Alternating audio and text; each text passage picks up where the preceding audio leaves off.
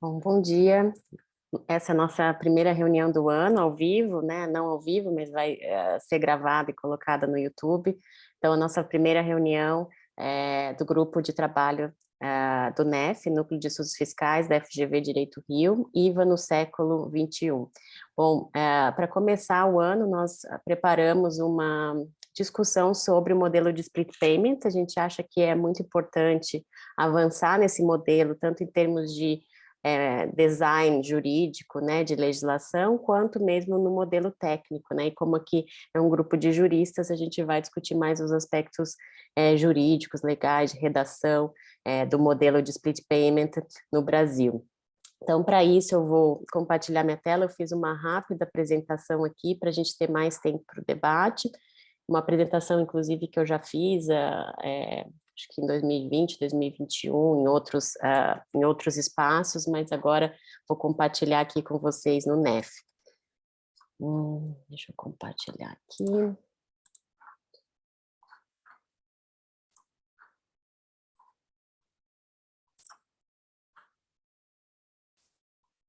Bom, então eu fiz essa apresentação com base num texto, inclusive foi encomendado pela União Europeia, um estudo da União Europeia, que é esse, Análises do Impacto do Split Payment como uma alternativa de coleta do IVA, né? Então, foi um estudo encomendado pela União Europeia, se eu não me engano, foi uma das Big Fours que fez para a União Europeia, e é um estudo bem interessante, mas bem voltado para o contexto da União Europeia.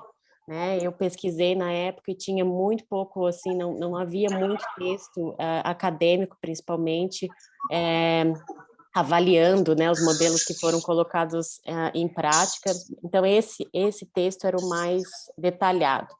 Bom, e só para então, como o texto ele é muito voltado para o contexto da União Europeia e o split payment nasceu na União Europeia, né? Só para contextualizar um pouco aqui, esse contexto da União Europeia justamente, né? Que tem um problema muito grande, não assim grande, visível, né? Digamos assim, de fraude, principalmente com o que se chama de carousel fraud, missing trader fraud, que é o mesmo nome para o tem alguém com áudio aberto, deixa eu dar uma olhadinha quem que é. Professor Isaías, acho que o senhor está com áudio aberto. Já vou desligar. Tá bom, obrigada. Bom, então, só voltando assim para esse contexto, por que foi, né, uma das motivações para a criação desse sistema de split payment é justamente essa fraude, que é uma fraude comum na União Europeia, que é uma fraude que se utiliza das disposições de alíquota zero nas operações dentro da União Europeia, então nas operações B2B dentro da União Europeia, entre países da comunidade europeia se aplica alíquota zero, e aí por conta dessa aplicação da alíquota zero, se faz um esquema de fraude para aplicar essa alíquota zero e criar, de certa forma, na operação interna subsequente, criar um crédito indevido de IVA. Né? Então, eu não vou explicar aqui, mas é só para dar a contextualização da motivação do split payment. Então, a gente tem um VAT, né, gap, que é justamente o que poderia se arrecadar com o que realmente se arrecada lá na União Europeia de 14% na média, mas lembrando que esse VAT gap depende muito do país que a gente está falando. Então, a Suécia tem um gap de 0,7, enquanto a Romênia 33,8. E não é por acaso que foi justamente nesses países, né, da Europa do Leste, que começou a se discutir mais fortemente esse modelo do split payment. Então, a gente tem uma discussão aí na Polônia, a própria Itália já começou com uma discussão também, não implementou ainda, mas tem uma discussão forte sobre o split payment. Então, esses países em que o VAT gap é maior por conta de problemas de fraude e em que a administração tributária não é tão forte como em outros países. Então, Melina, desculpa, amigo, a gente vai ficar no mesmo nível. Claro. Eu não consegui compreender do que você explicou da carousel fraud, no que o split payment ajudaria. Então, eu queria que talvez vocês possam explicar um pouquinho mais. Não tome como óbvio que todo mundo sabe como é a carousel fraud. Tá bom, não, sem problemas. Basicamente, professor, o carousel fraud é justamente você criar um paper trail, é mais ou menos o que tem no Brasil, as fraudes que tem no Brasil, né? Você cria através de um paper trail transações fictícias E aí, por que você não tem o pagamento do IVA, o recolhimento do IVA no meio da cadeia?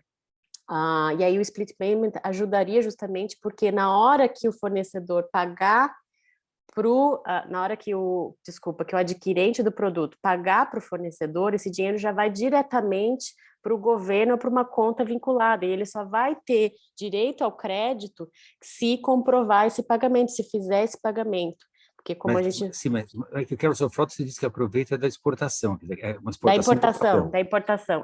Tá, eu vou explicar então um pouquinho melhor para Eu acho você. melhor, porque não Tá, claro. Bom, o que acontece? Inclusive, eu estava escrevendo ontem um artigo sobre nota fiscal eletrônica e estudei um pouquinho mais a fundo esse carousel fraud. Na União Europeia, a gente tem um sistema que aplica alíquota zero nas transações intracomunitárias. Então, se eu vendo da França para a Itália, uma operação B2B, se aplica alíquota zero. E a pessoa que recebe esse produto na França, por exemplo, eu vendi da Itália para a França, né? Então, o adquirente na França ele tem que fazer o self-assessment, o reverse charge mechanism, ele tem que reportar essa importação e pagar o tributo, e ele tem imediatamente direito ao crédito por conta desse IVA. Mas não é nem o problema na importação em si. O que acontece é que esse importador, essa pessoa na França que importa o produto, ele faz uma segunda transação na própria França, e aí se aplica, obviamente, a alíquota do IVA francês, né, a alíquota interna, e aplica a uma pessoa relacionada a ela, vende esse produto, né, em tese é uma pessoa relacionada, essa pessoa paga o valor devido, né, para o seu fornecedor, mas o fornecedor não recolhe. O fornecedor coleta o imposto e não recolhe. Enquanto isso, esse adquirente, por ter pago por seu fornecedor, ele imediatamente faz refund, né, o VAT refund, se credita desse imposto que ele pagou para o seu fornecedor. Então, veja, aí a gente tem a fraude, né, porque justamente a pessoa coletou e não recolheu e o adquirente tomou o crédito. Esse adquirente francês que tomou o crédito, imediatamente revende a mercadoria para aquele primeiro lá na Itália, aplicando a alíquota zero, então, portanto, não pagando tributo. Então, é carousel fraud, porque justamente no final o produto ele volta para o primeiro, né? O exportador lá na Itália que mandou o produto primeiramente para a França, o produto volta através desse paper trail para essa primeira pessoa. Então, vejam, é carousel porque é circular. E essa operação ela é repetida inúmeras vezes, sem que se recolha o tributo devido na França, por conta justamente dessa questão de você não recolher o tributo devido. Não é complicada, mas assim, essa alíquota zero nas operações intracomunitárias permite que o produto volte para o país original, e aí no meio do caminho há a fraude tributária pelo não recolhimento. Não sei se ficou claro. É semelhante àquela briga que a gente tem aqui no Brasil a respeito das operações interestaduais em que a mercadoria sequer transita para outro estado, né? Ela vai só troca de nota, né? Eu acho que tinha, né? Tinha exatamente, se eu não me engano, o Distrito Federal dava algum tipo de benefício fiscal e aí as empresas se utilizavam de operações triangulares, né? Mas no caso, a fraude é porque existe uma venda entre duas pessoas ligadas, uma paga o preço e a outra não recolhe o imposto. Isso, que, na verdade, exatamente. não precisaria de um carrossel para isso, basta que haja uma venda como essa, que não tem problema. Desculpe, professor. Primeiro, que a questão do passeio da nota fiscal do Brasil não é bem o caso, porque aqui você paga imposto, só que paga uma alíquota menor. No caso do carrossel, você tem você tem um caso de fraude mesmo, porque a firma que gerou o crédito e que obtém a restituição rapidamente, ela desaparece. Foi feita só para fraudar, entendeu? É uma empresa de vida efêmera. O fato de que se chama carrossel é porque potencialmente pode retornar, mas não precisa retornar pela mesma empresa, não. Tá? Nisso o senhor está certo. Isso, não precisa necessariamente voltar, né? Mas é feito esse paper trail, assim, tem vários tipos, né, de carousel. Esse é o mais comum quando volta para a origem, para o país de origem, e daí por isso que se chama carousel. Obrigada, professor Isaías. Mas é verdade, por isso que é também chamada de missing trader fraud, porque a pessoa simplesmente desaparece e o Estado não consegue nem cobrar daquela pessoa. Bom, posso continuar? Deixa eu compartilhar de novo aqui. Bom, então foi nesse contexto, né? A maior discussão na União Europeia é como acabar com esse tipo de fraude, né? Então, toda a discussão da nota fiscal eletrônica, a gente tem real reporting sistemas lá, né? De real reporting, então tudo isso sempre tem por fundamento acabar com esse tipo de fraude. Então, também o split payment foi criado justamente para você possibilitar que só se acredite com o pagamento pelo adquirente. Então, nós temos, como eu falei, experiências aí sendo discutidas na Itália, principalmente para B2G, né, para transações com o governo, na Polônia, na Bulgária e na Romênia. A Romênia instaurou esse split payment, mas pela Romênia ter um sistema bancário ainda não tão desenvolvido como o Brasil, ele já foi abolido, porque teve muita crítica, mas a Polônia e a Bulgária ainda continuam, de certa forma, discutindo esse modelo. Bom, eu trouxe aqui, esse aqui é o problema, né? Eu não vou entrar aqui, mas eu tirei justamente, foi a Deloitte que fez o estudo, desse estudo da Deloitte. Fala, professor. Você falou e me lembrei, na verdade, nós temos essa experiência com vendas para governo também, porque o PIS e COFINS, no caso, a gente antecipa esse PIS e COFINS. Tem alguma coisa sobre isso, se não me engano? Se não me engano, o PIS e COFINS tinha alguma coisa que você já obrigado a fazer uma retenção. É o diferimento para o pagamento, não é, professor? Não existe uma retenção na fonte, no caso. Eu estou enganado, uma coisa bem antiga, que o governo já retém alguma coisa, já faz como uma espécie do IR-fonte, PIS e COFINS, no caso. Eu tenho uma lembrança disso. Enfim, me veio uma lembrança, uma coisa dessa PIS e COFINS. Eu não conheço, professor, posso até pesquisar. Tem. Se não tem, já teve, Chueri. Eu lembro que teve algumas alterações em relação a isso, mas já teve, sim, retenção para venda governamental. Que bom que pelo menos a minha memória está correndo. Só para lembrar, pessoal, aí, que o que a Melina falou do reverse charge é uma maneira de evitar dar crédito para contribuintes não confiáveis. Em vez de ser o vendedor que é responsável pelo pagamento, você transfere para o comprador. Então, você trata o IVA como você faz na importação. Você é responsável pelo pagamento e você se acredita instantaneamente. Isso é usado no mercado interno. Mas esse é um problema, é outro problema. O problema que nós estamos reunidos hoje para discutir é a questão de reconhecer o crédito, não no regime de competência, mas no regime de caixa, ou seja, quando é efetivamente pago, não é isso? Essa foi apenas uma ilustração de um problema que pode surgir. Isso mesmo, professor, obrigada. Então, eu trouxe mais ou menos aqui, né, o que é, então, o split payment, a gente já discutiu em outras oportunidades, que é o mecanismo de pagamento, como o professor Isaías falou, do IVA, né, no momento o recolhimento do IVA no momento do pagamento. Então, no momento em que o adquirente paga o valor ao seu fornecedor, esse valor ele vai ser dividido em dois por split payment, o valor da base tributável, que é o valor do preço do produto, do serviço, da mercadoria que vai ser encaminhado justamente para o fornecedor, e o valor do IVA.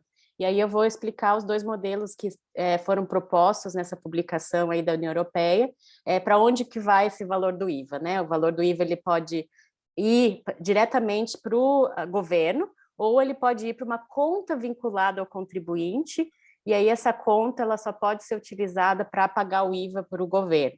Então, são dois modelos diferentes, mas basicamente o modelo de pagamento, né, o momento do pagamento é o mesmo. Bom, algumas considerações a se levar, né, para a gente considerar para o design desse modelo. Então, primeiro, né, fornecedor em geral, o fornecedor não é a pessoa ideal para fazer esse split payment, obviamente que é sempre quem está pagando, que deve ser a pessoa que faz o split payment, mas talvez seja a única solução para operações para consumidor final, B2C, ou pagamento em dinheiro, né? Então, talvez a gente tenha que colocar a responsabilidade para o fornecedor e não no adquirente, principalmente em casos com pagamento em dinheiro, em que não há justamente a possibilidade de fazer isso por via de instituição bancária. A segunda discussão é justamente sobre a responsabilidade pelo pagamento, né? Quem fica responsável em assegurar que o pagamento seja efetivamente feito para a conta do governo. Então, a questão, responsabilidade jurídica mesmo, né, tributária, então, vai se colocar a responsabilidade tanto no adquirente e aí subsidiariamente no fornecedor ou não, qual a responsabilidade das instituições financeiras, as instituições financeiras não vão ter qualquer tipo de responsabilidade, só são um meio pelo qual o split payment vai ser feito, então esse tipo de discussão jurídica, né, a gente precisa fazer. Terceiro, vai se utilizar o uso de contas bloqueadas de IVA, como eu vou explicar, então cada contribuinte pode ter uma conta bloqueada na instituição financeira, e isso pode não ser factível, né, dada o tamanho, a quantidade de contribuintes que a gente tem, então vocês imaginam a instituição bancária teria que criar uma conta vinculada para cada contribuinte, se for justamente esse o modelo escolhido. Há também a proposição de se criar mínimos, né, para aplicação de split payment, por exemplo, só um valor, uma porcentagem do tributo que é pago naquela transação é feito por meio de split payment, justamente para minimizar o impacto de cash flow. A gente vai falar isso porque a grande discussão do split payment é a questão do cash flow das empresas, né, do fluxo de caixa. Porque a empresa, ao adquirir os produtos, já vai pagar direto para o governo, e quando ela vende os seus produtos, ela não vai receber nada dos seus adquirentes, né, nas suas operações próprias, porque os seus adquirentes também vão pagar direto para o governo. O que isso quer dizer? Quer dizer que eles vão adiantar esse tributo, né, vamos supor, no início do mês, ao comprar os seus insumos, e não vão estar recebendo esse dinheiro mais dos seus adquirentes. Então, há um problema de fluxo de caixa que as empresas, principalmente, reclamam bastante, porque elas, em tese, vão estar sempre numa posição, digamos assim, de refund, né? Porque sempre vão ter um refund no final do mês por esse tributo que ela pagou por antecipação por meio do split payment. A gente vai discutir isso mais adiante, essa questão do cash flow. E aí a gente tem que também analisar se essa regra, né, a regra do split payment, se ela precisa ser modificada ou não, precisa ser um modelo diferente para pagamentos em dinheiro. Por exemplo, em B2B, se o adquirente, quando paga, né, em dinheiro, passa a ser responsável pelo pagamento, se não pagar no momento da compra, terá que pagar no momento da declaração, né? Se ainda assim, em operações B2B com dinheiro, precisa criar uma regra diferente ou não. Bom, a gente vai discutir tudo isso, só quero agora rapidamente mostrar esses dois modelos de split payment. Então, o primeiro modelo é utilizando a instituição bancária para efetivamente transferir o dinheiro diretamente para a Fazenda Pública, né? Que no nosso caso, para o Conselho Federativo, que vai fazer a gestão do IBS. E o segundo modelo é aquele modelo que eu falei, de ter uma conta de IVA bloqueada para cada contribuinte. Depois a gente vai discutir um pouquinho como é que funcionaria para a operação B2C e B2G e o split payment com cartão de crédito e pagamento em dinheiro. Então, aqui, rapidamente, só um esquema para vocês visualizarem como é que seria o split payment, em que a pessoa, ao fazer o pagamento, já vai fazer o pagamento relacionado ao IVA diretamente através de uma instituição financeira. Essa instituição financeira, né, ao fazer o pagamento, vai dividir o valor entre o valor do preço e o valor que vai direto para a autoridade tributária, e aí isso já é automaticamente, né, um recolhimento do tributo automático para a autoridade tributária. Então, é algo automático que já vai para os cofres públicos. E, então, rapidamente, né, o adquirente, se propõe que o adquirente se torne responsável pelo pagamento do IVA, totalmente responsável, com base na nota fiscal emitida pelo fornecedor, e essa nota fiscal já tem que estar a divisão do preço do produto do IVA, né? Então, em alguns países isso já acontece, você tem claramente essa divisão, em outros não. O fornecedor, nesse modelo, deixaria de ser responsável pelo recolhimento do IVA, A única responsabilidade que teria, então, é emitir a nota fiscal e aplicar a alíquota correta do produto, né, do IVA, sobre aquele produto na nota fiscal. Como eu falei, pode haver efeitos negativos de fluxo de caixa, e também tem a questão de que se esse sistema só se aplica B2B, o fornecedor vai ter que identificar se o adquirente é inscrito ou não e se aplica ou não o split payment, né? Se o split payment só se aplicar para B2B. E aí a proposta seria ter um escopo limitado a B2B e não aplicado a outros pagamentos, só a pagamento via instituição financeira. Aqui, pelo documento da União Europeia, tanto o adquirente quanto o fornecedor teriam que declarar esse tributo, né, cobrado nas suas respectivas declarações de IVA, mas o único responsável pelo pagamento seria realmente o adquirente. E aí também se coloca a necessidade de uma declaração adicional para o contribuinte somente com relação a essas transações sujeitas ao split payment, né? Isso aqui é uma proposição, não é que precise ter. O segundo tipo é isso que eu falei, de ter uma conta vinculada para cada contribuinte, uma conta vinculada e bloqueada. Então, a pessoa faria o pagamento, mas a instituição financeira colocaria esse dinheiro numa conta bloqueada do adquirente, e essa conta, no final do mês, só pode ser utilizada para pagar o valor para o governo a título de IVA, né? Então, a única diferença é essa. Então, esse segundo modelo é exatamente igual ao primeiro, mas usa essa conta bloqueada, o pagamento vai para essa conta bloqueada, que só é utilizada para pagamento de IVA, e aí uma coisa interessante, que o fornecedor tem acesso a essa conta bloqueada para ver o saldo, para checar justamente se o adquirente pagou ou não pagou esse IVA, né? E aí as declarações feitas com base nesse também montante cobrado, e o fornecedor deve recolher caso o pagamento não tenha sido feito pelo adquirente. Então, aqui é um modelo em que se atribui subsidiariamente a responsabilidade ao adquirente, ao fornecedor. No primeiro modelo, a responsabilidade é exclusiva do adquirente. E aí sim, por favor. Se o fornecedor não paga, o adquirente não tem direito a crédito. Aqui nesse modelo, se ninguém paga o IVA, não tem direito a crédito. Assim, em princípio, não. Assim, em princípio, você só teria direito a crédito se comprovado o pagamento, Eurico. Porque toda a lógica do sistema é essa, né? Você condicionar o crédito justamente ao efetivo pagamento. E nessa parte parece até fazer sentido mesmo, né?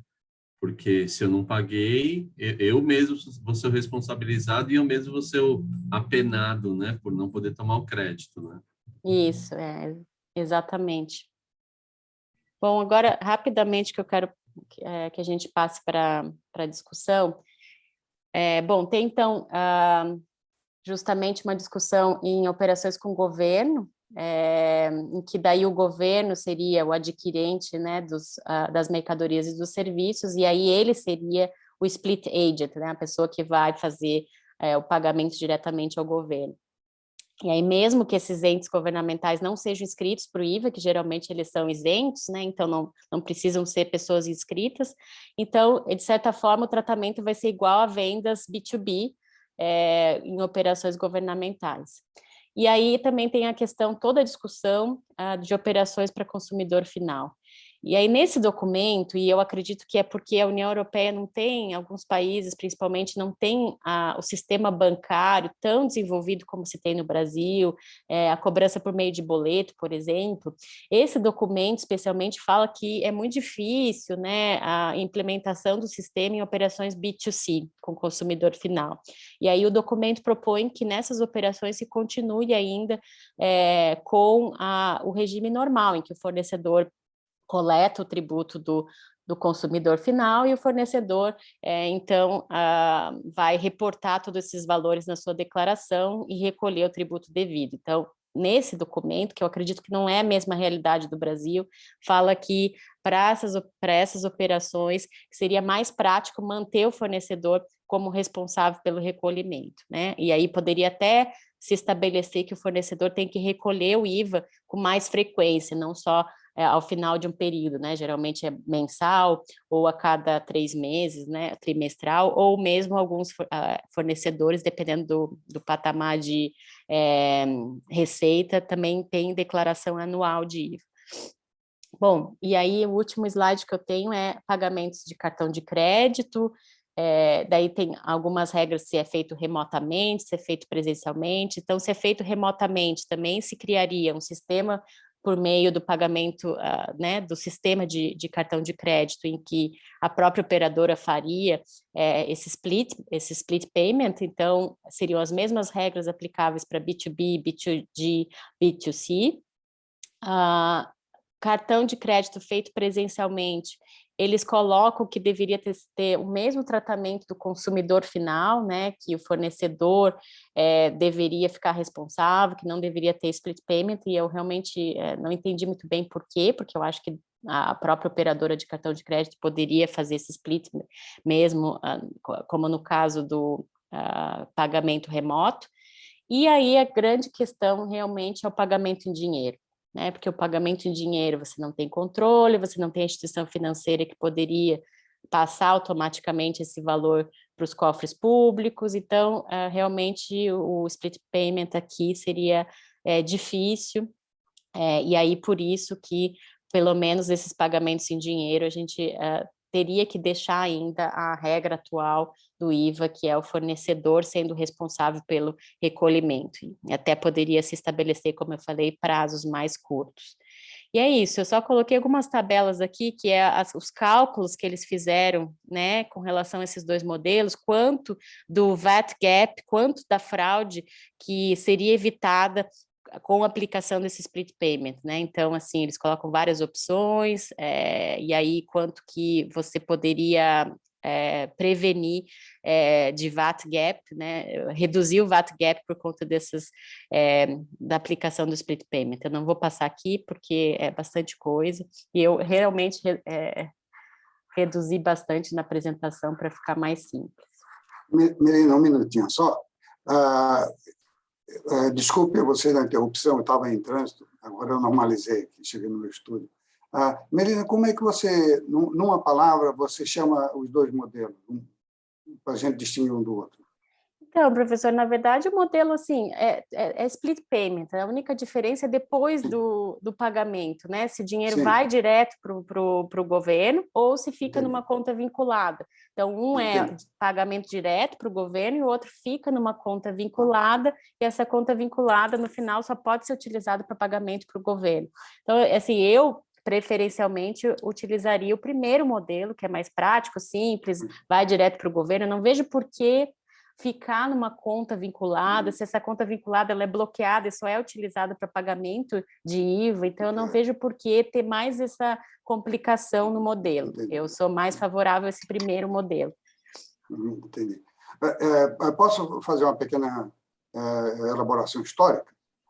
Olha, o segundo modelo das contas IVA já tem uma certa história, tem até um paper de 2005, analisando como é que isso funcionou na Bulgária e em outros países da Europa Oriental, e é um modelo extraído mais ou menos do sistema soviético, porque lá toda a operação era feita através de empresa, então era possível, no recebimento, destacar o montante do IVA separado do montante do que vai para a receita operacional. Isso já é mais ou menos conhecido, e, aliás, tem uso de modelo de contas do IVA aqui na Argentina, no Peru, porque a ideia aí era já diferente, era usar uma espécie de adiantamento, como o Chueire mencionou no início. Se fizer um adiantamento em certas operações, para acertar depois, então joga nessa conta e depois tem uma coisa.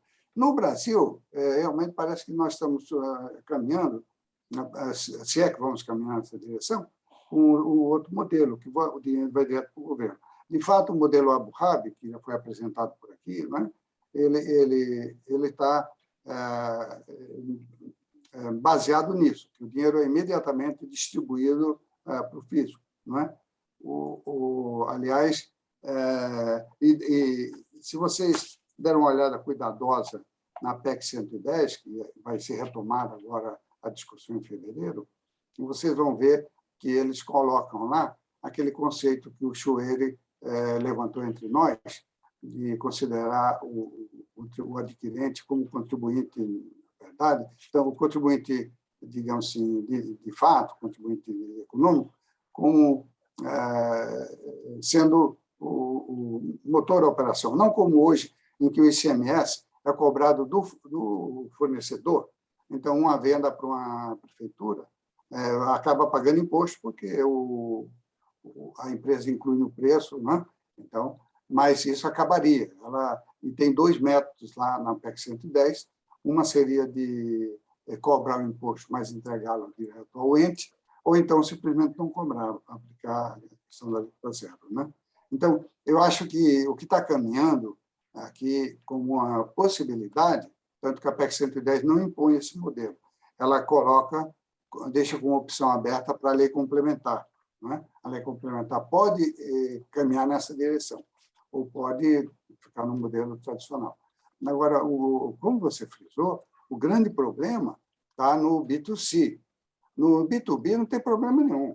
Aliás, se você não tivesse problema de controle, fossem confiáveis os fluxos, tal, a fiscalização pudesse seguir o dinheiro bonitinho e cobrar, nem precisava cobrar IVA B2B, cobrar só quando ela vender para o consumidor, não é? Dava na mesma, porque tudo que você, com um crédito financeiro completo, tudo que você cobrar numa empresa é crédito da outra, então o efeito financeiro é zero, em princípio, né? A existência dessa tributação não cumulativa, em que você gera débito, gera crédito, gera débito, gera crédito, até no fim você gera só débito, que é onde entra realmente o dinheiro, é feito apenas por uma conveniência do fisco, uma grande invenção para viabilizar a cobrança desse imposto, né? Então, a questão, o paper que você mencionou diz, olha, vamos então deixar com o B2B, a gente resolve, isso funciona bonitinho, e o B2C deixamos para resolver mais adiante, as calendas, né? Esse é o grande nó, porque e daí vamos nos perguntar, vale a pena fazer uma reforma para aplicar somente nos B2B, né?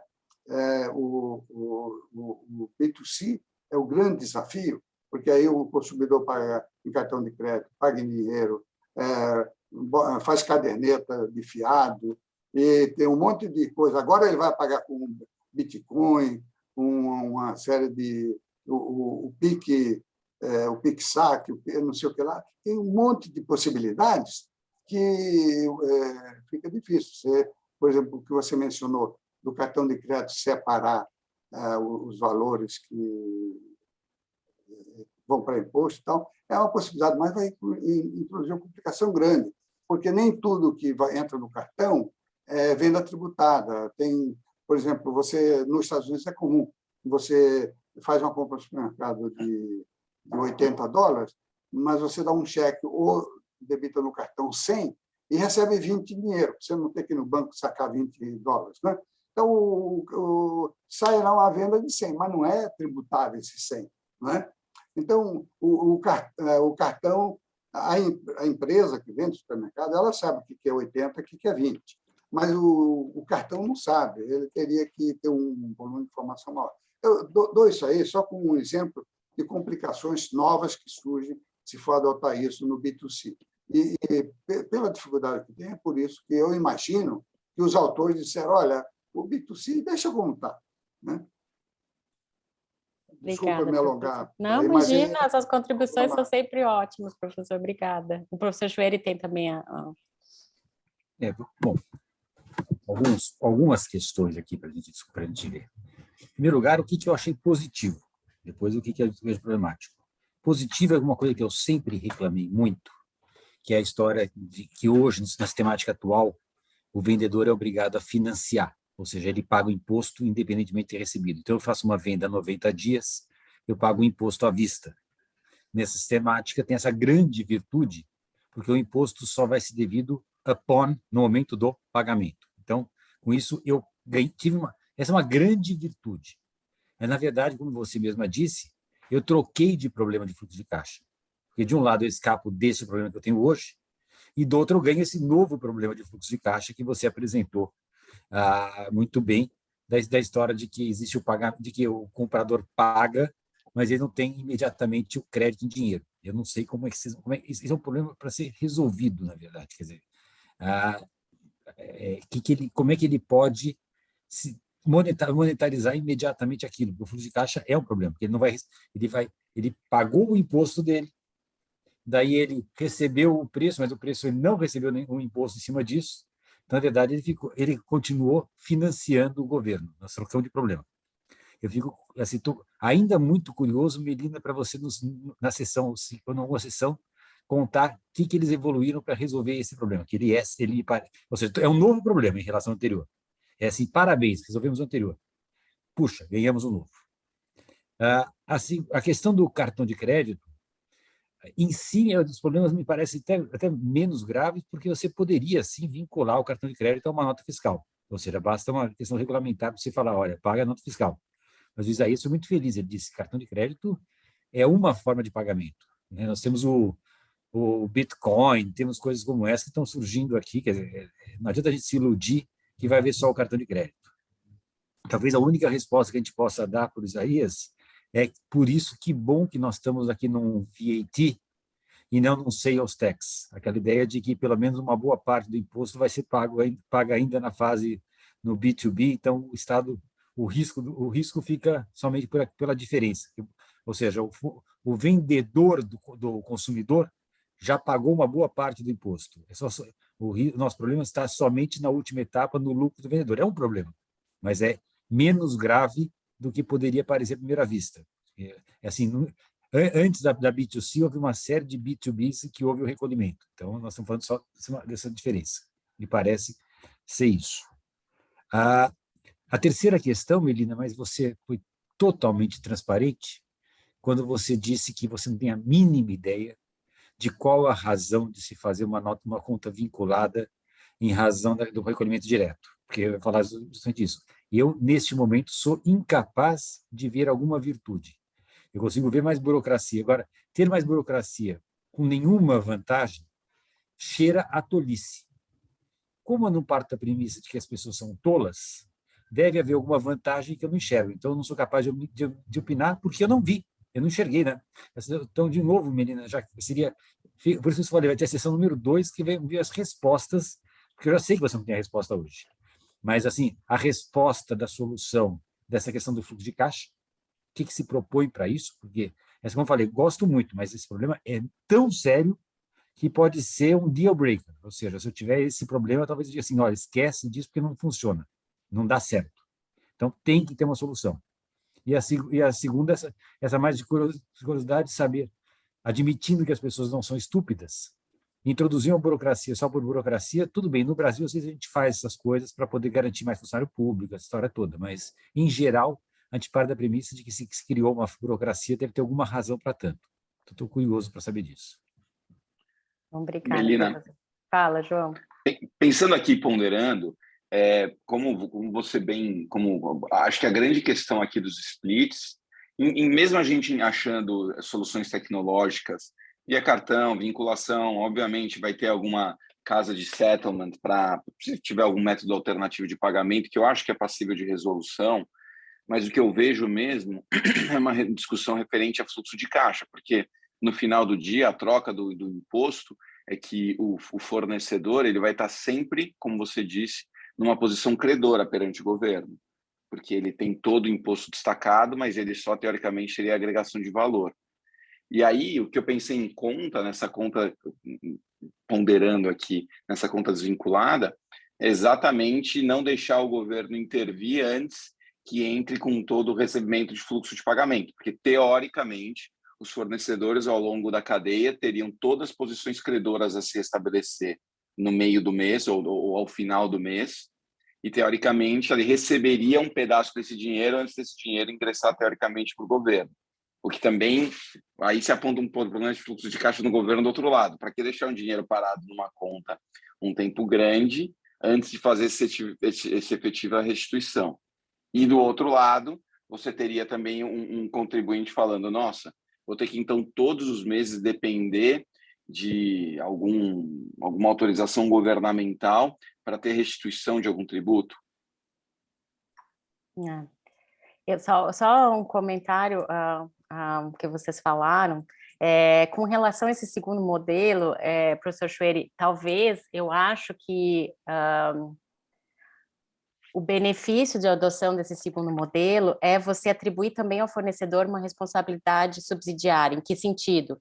O fornecedor, no final do mês, né, ao fazer sua declaração de IVA, ele tem acesso a essa conta vinculada do adquirente, ele pode ver se realmente foi pago o tributo relacionado àquela transação. Caso não tenha sido pago, ele vai ficar responsável em recolher na sua declaração. Foi isso que eu entendi desse modelo. E que não faz nenhum sentido. Não. Porque, veja, uma coisa é você colocar um substituto quando ele tem condição responsável, quando ele tem condições de enforce, de algum modo assegurar que o pagamento seja feito. Mas não é o caso. Eu, como vendedor, eu não tenho como enforce o comprador a fazer esse recolhimento. Eu não tenho esse controle. Então, me parece bastante, até por isso, injustificado. Melina, eu estou aqui procurando acompanhar o raciocínio. Talvez isso tenha uma função como tem o nosso Conselho Federativo do IBS, que a ideia é que eu não deixo o dinheiro entrar na conta do governo, porque quando entra é difícil devolver, no caso de exportação, por exemplo. Então, o Conselho ele reteria esse dinheiro, se for depositado na conta dele, e até efetivamente ter o consumo final. Se teve o consumo, ele vai distribuir, vai pagar no destino para o ente que for o ente destinatário da mercadoria, o imposto vai para ele. E se for exportado, devolve o dinheiro. Então, não é o ente que foi depositado na conta dele que vai devolver. É essa conta que vai propiciar a restituição, sem deixar entrar no tesouro. Talvez seja essa a preocupação que eles têm com essa conta paralela. Pode ser também, exatamente.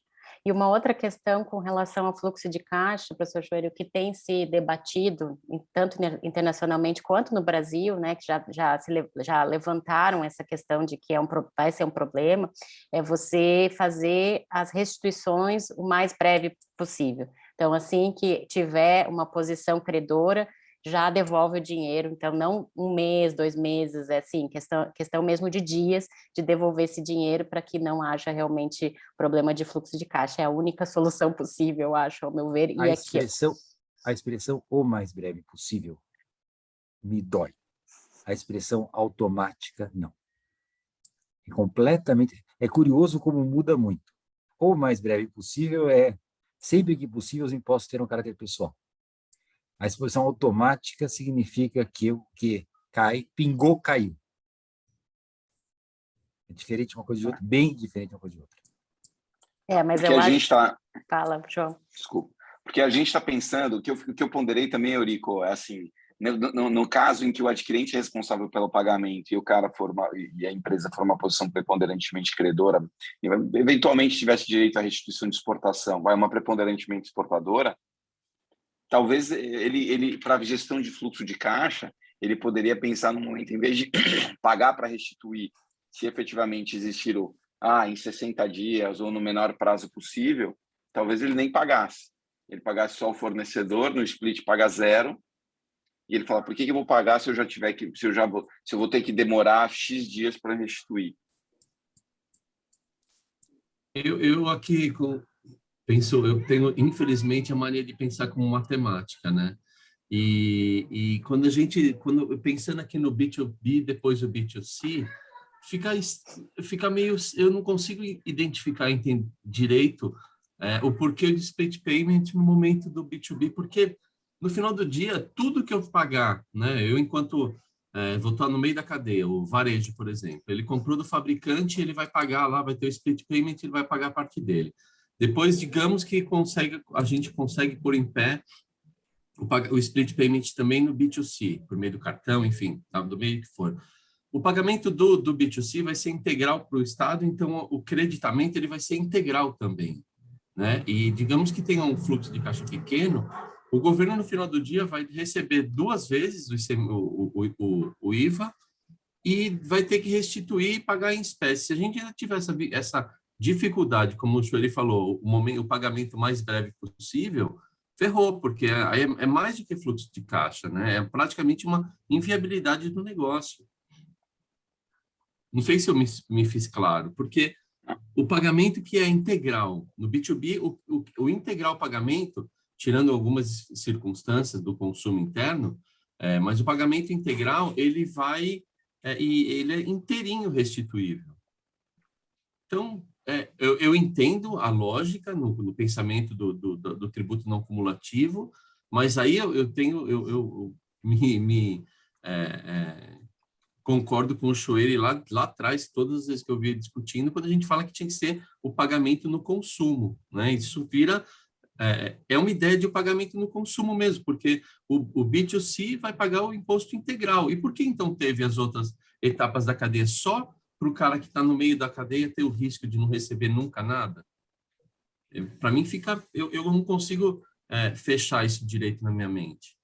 Eu acho que na B2B é justamente para evitar a fraude, né, Fábio? Então, assim, em que há o creditamento de IVA sem que haja efetivo recolhimento. Então, eu acho que todos... Entendo e concordo, mas a gente isso parte do pressuposto que a maioria dos contribuintes são fraudadores em detrimento dos que são não fraudadores, né? Eu entendo, e quando a gente fala de Brasil, a gente realmente pisa num território complicado, mas me parece colocar muita gente, penalizar muita gente por meia dúzia. Bom, alguém mais tem algum comentário? O professor Isaías quer falar mais alguma coisa? O Fábio colocou um problema bastante interessante. De fato, existe um modelo teórico dos irmãos Lack da Argentina, que você faz um esquema contábil e que nas vendas B2B você faz declaração e tudo, mas não paga imposto. Você só declara e o fisco permite monitorar esses débitos e créditos e vai realizar o imposto somente na etapa de consumo. Isso existe como modelo teórico, não adotado em lugar nenhum, e pelos problemas que a Melina colocou, do risco de inadimplência ou de fraude que pode acontecer no meio da cadeia e que, por isso, é muito difícil administrar. Entretanto, o que colocou o professor Eurico, creio que resolve esse problema, porque se coloca entre o contribuinte e o fisco, o beneficiário da Receita, uma entidade gestora, né? Esse Conselho Federativo. O que o contribuinte vê é só esse conselho. O relacionamento dele é só com o conselho. Então, se eu tenho minha empresa que tenho que recolher 100 pela vendas, não é? Mas tem um crédito de 45, tanto os 45 que a outra empresa pagou, quanto os 100 que eu estou pagando, vão ter ao mesmo lugar, vão por esse conselho, por essa grande Big Brother do Conselho Federativo. Então, o Conselho Federativo, na verdade, vai me cobrar 55, não vai me cobrar 100. Ele vai receber a informação de que eu devo 100, vai receber a informação de que eu tenho um crédito de 45 e vai me mandar a fatura de 55, ou vai debitar na minha conta, não sei como é que isso funcionaria. Mas essa é uma maneira de resolver, porque nós sabemos que os fiscos, tradicionalmente, talvez no futuro seja melhor, mas até agora eles têm sido velhacos em restituir imposto. É muito difícil, até porque tem até um problema meio genético no administrador tributário, que ele só é bom em receber. Na hora de pagar, a caneta dele falta tinta, é um problema para encher o cheque. É muito difícil levar dinheiro do fisco, né? Mesmo dinheiro seu, dinheiro justo, dinheiro que você pagou a mais. Repetir é um negócio complicado no Brasil, né? Então, mas tendo esse conselho que não tem receita própria, porque o dinheiro não é dele, ele é só um gestor, o dinheiro é de terceiro, então se torna viável, porque por que ele vai deixar de... Qual é o incentivo dele de não fazer a coisa justa? Não é? Não tem. Ele vai... É uma coisa matemática, como diz o Fábio. Entrou 100, saiu 45, ele entrega os 55, fim da conversa. Esse parece ser o encaminhamento que está sendo dado nas PECs que estão no Congresso. A PEC 45 tem isso para todos os níveis de governo. Me parece que a PEC 45 está meio mortinha, assim, tá? Não sei se está bem enterrada, aos 7 palmos, ou se está mais perto da superfície, mas o que eu acho que o que está pagando placê hoje em dia é a PEC 110. Né? A PEC 110 foi modificada para, em vez de ter esse IVA universal, compreensivo da PEC 45, ter um IVA dual. E acho que isso já está um consenso entre os estados, a União, etc. E se tem chance de ser uma forma tributária um IVA, acho que é na base do IVA dual, que, aliás, a Melina madrinha desse IVA dual, porque ela escreveu sobre isso, propôs o Losardo anos atrás, e isso acabou se tornando uma ideia vitoriosa. Né? Agora, então, isso funciona bonitinho para os estados e municípios, que o Conselho vai gerir. Na União, é mais complicado, porque na CBS não existe ninguém entre o fisco e o contribuinte. Então, a questão da devolução, como se coloca o joelho, é fundamental. 60 dias, e se não devolver em 60 dias, o que acontece? Não é? Manda prender o diretor dos impostos, não é? E o mais rápido possível, que é o possível depois de pagar todas as contas do governo, então, é no ano 2020. Né? Então, é complicado.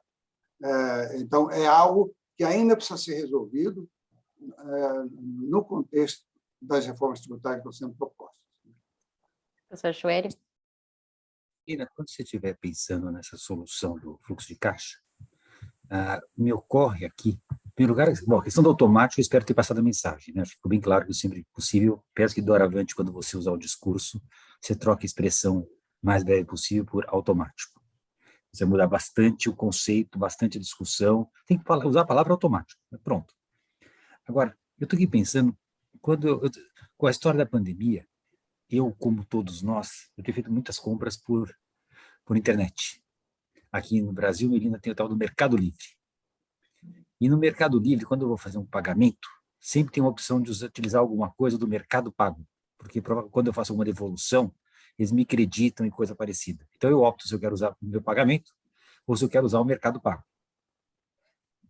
Talvez uma ideia interessante, pelo menos no ambiente B2B, seja essa ideia, ou seja, o pagador pode optar se ele quer utilizar o Mercado Pago ou se ele quer pagar em dinheiro. Então, ele já tem o crédito para pagar imediatamente, entendeu? De algum modo que mantém-se a ideia do split payment, mas automaticamente, agora talvez nem como opção, automaticamente, havendo crédito, o valor que é debitado na conta já seja líquido. Não deve haver tecnologia para isso, porque se tem o Mercado Pago tem isso, então deve ter, para você já ter, assim, parecer um crédito, ele já é utilizado imediatamente. Assim, talvez eu consiga evitar esse pagamento em dobro. É algo para você considerar. Ok, gente, acho que a gente já está... Eurico, quer falar alguma coisa, fechar? Não? A gente já chegou às 9 horas. Bom, vamos continuar, eu acho, com essa discussão, né, Eurico? Só a professora Rita de la Fera já marcou com a gente dia 11 de fevereiro para ela vir aqui falar um pouquinho das discussões que estão tendo lá na União Europeia com relação à diferenciação de alíquota, toda essa questão aí dessa consulta pública que recentemente foi lançada. Então, dia 11 de fevereiro ela vai estar aqui com a gente, mas até lá a gente pode continuar ainda nessa discussão, aprofundando mais. Quer falar alguma coisa, Eurico? Não? Não mesmo. Então tá. Obrigado. Então até semana que vem. A gente vai se falando ali pelo WhatsApp. Tchau, tchau. Tchau, tchau. Parabéns. Tchau. Obrigado. Parabéns. Obrigada, obrigada.